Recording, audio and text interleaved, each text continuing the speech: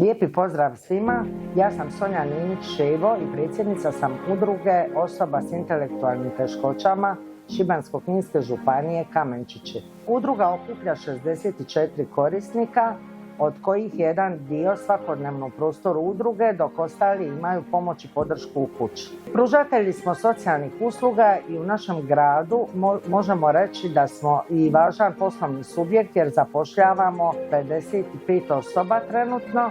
Radi se o ljudima koji su na terenu i koji pružaju pomoć u kućama korisnika. Dugogodišnjim prikupljanjem sredstava uspjeli smo osigurati građevno zemljište u prigradskom naselju i ono što sad želimo kroz humanitarne akcije prikupiti sredstva za gradnju kuće za one korisnike koji su već starije životne dobi, odnosno čiji roditelji više ne mogu skrbiti o njima.